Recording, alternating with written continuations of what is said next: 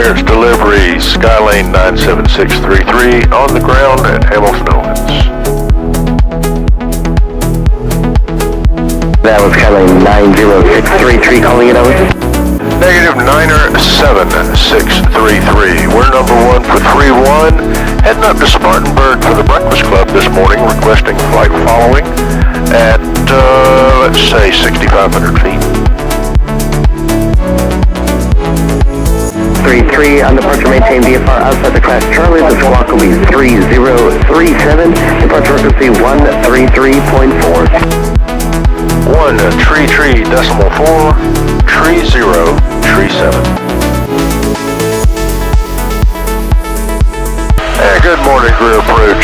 Skylane 97633 checking in at 5.5, inbound to Spartanburg for the Breakfast Club this morning.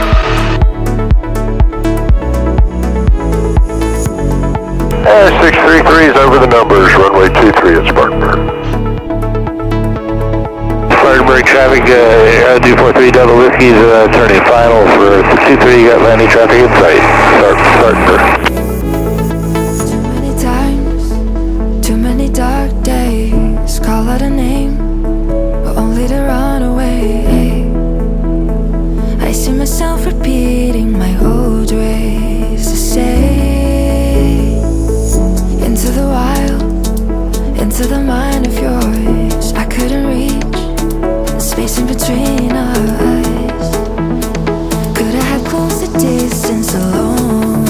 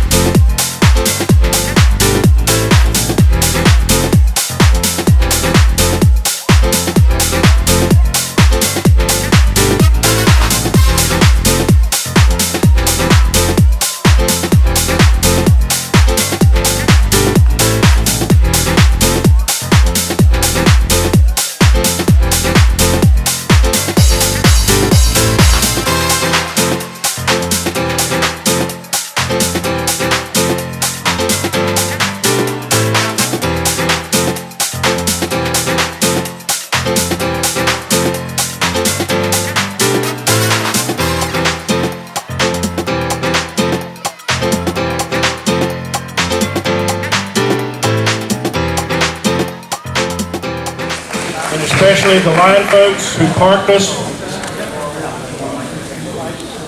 We'd be running into other airplanes if it were not for them. Have they already gone? So be sure and thank them on your way out. Let them know how much you appreciate the work they went to.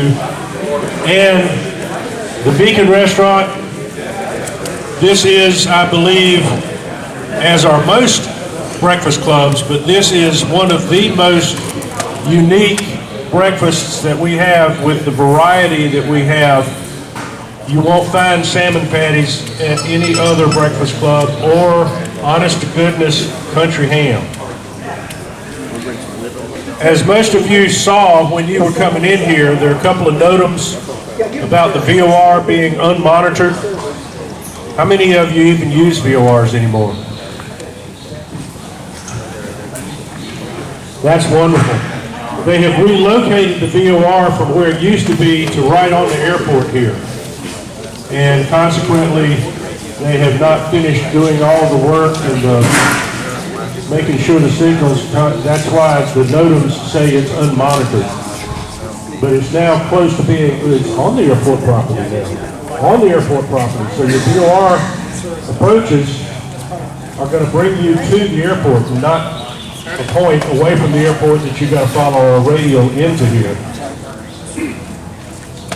How many people shoot VOR approaches anymore? Bless your heart. Well, they did away with the VOR Alpha in Aiken now. Yeah, but they still have a VOR Alpha in Florence.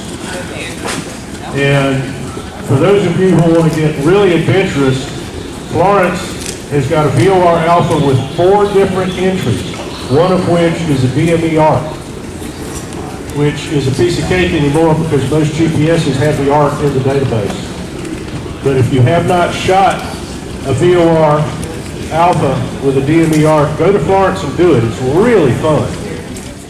Our next breakfast club is next week. We had 3 back-to-back. We were in Georgetown last week. We're in Spartanburg today. Next week is Salisbury, North Carolina, which basically, if you're coming from the south, go up to the Sandhills VOR before you turn left. April 12th is Bishopville, Ray Butters Field. And April 19th is one of my favorites, Broxton Bridge. How many people have been into Broxton Bridge here? That's one of our grass strips, Broxton Bridge Plantation. It's about exactly 5 nautical miles east of the Allendale VOR.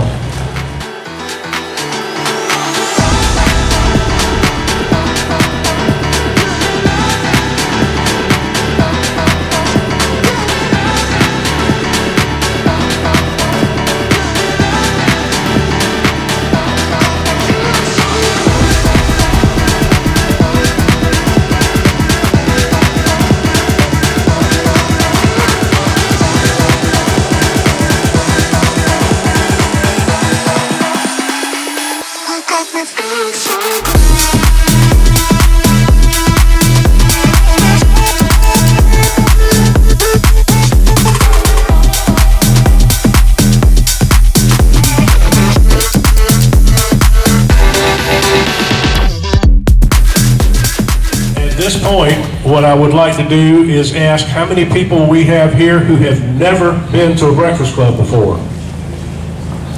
2, 3, 4, 5, 6, 7, 8, 9. That's great.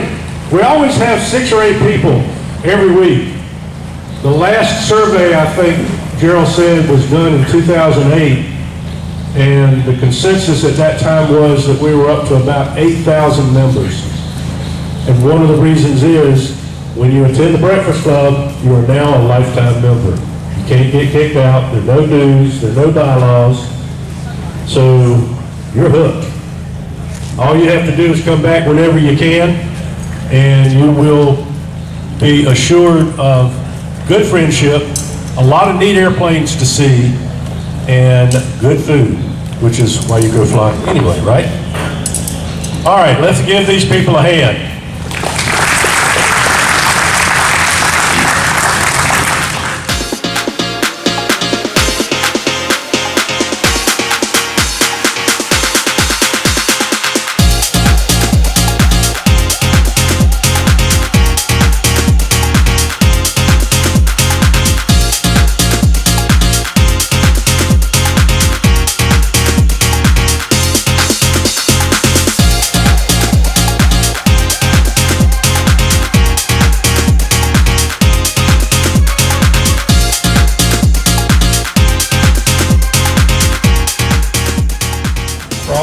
don't already know, maybe you got a car last breakfast. Pistons and Props is coming to Triple Tree. That's SC00 just up the road here. It's going to be a lot of fun, June 6th. So come get a car, take it with you so you can look into it.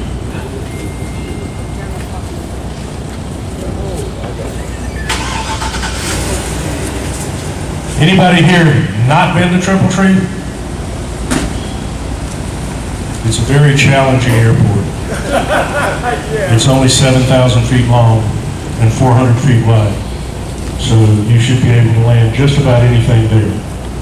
We've seen jets in and out of there, DC-3, caravans. They used to fly P-51 out of there. It is a really, really neat airport. They've got a museum, and they do an awful lot of educational classes. They're a responsible part of the educational classes for youth. And they have multiple fly-ins every year. They also have something called a chili cook-off for the cool time of the year. Rag wings and tail wheels. So if you get a chance, go to their website and take a look at all the diverse activities they've got going on there. It's worth the time to check out.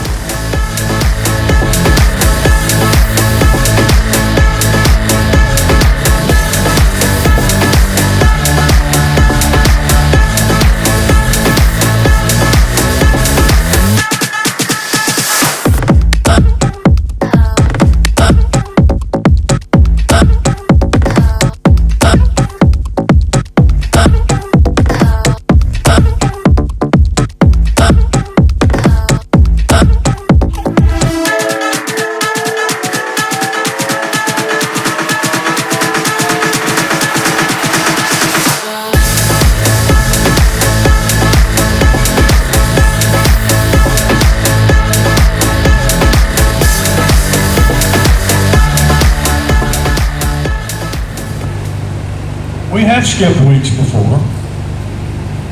I guess we're going to have to start videotaping the landings again. They used to do that and then make judgments on who landed the worst. I think one of the biggest boo-boos we had was at White Plains one year. Somebody came in, went off the runway, behind the house, out from behind the house on the other end of the runway, took off downwind, and we never saw him again.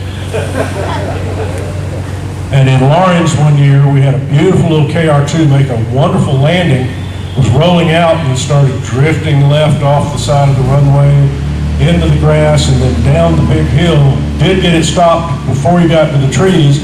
He'd had a flat tire. So I did not add insult to injury by making him sign the bond. But if we don't have any candidates this week, we'll pass it and try to start looking harder next week.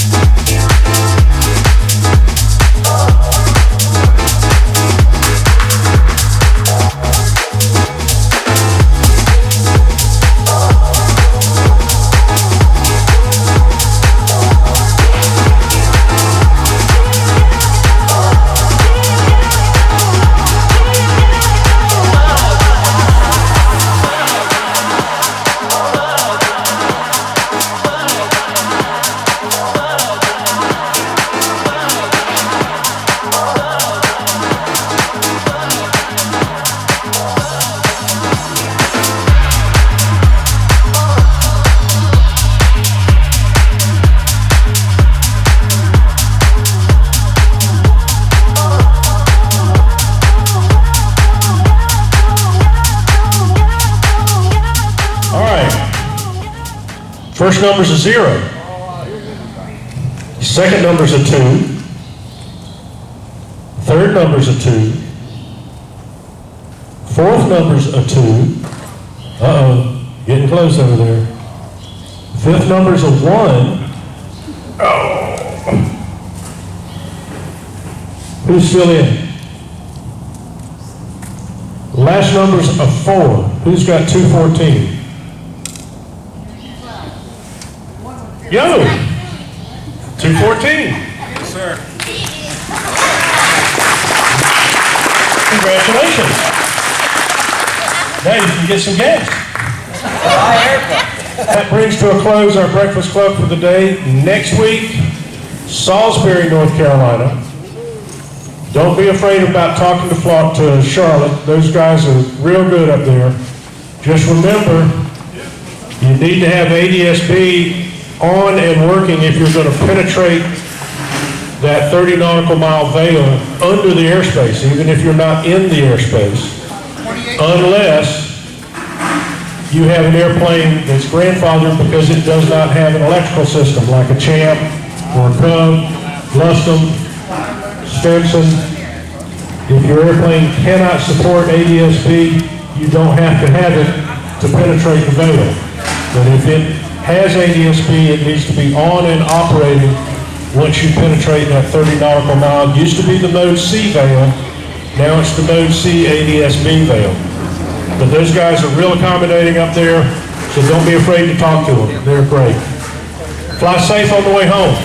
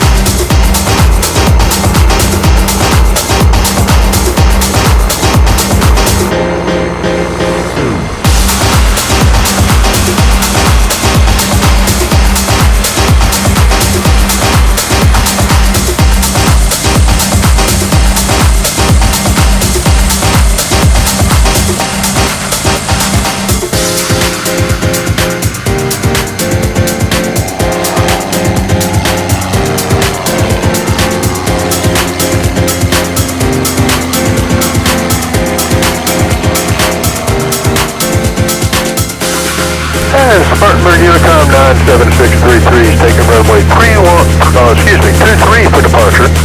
Departing to the southeast. Thank you guys for having us for the Breakfast Club this morning.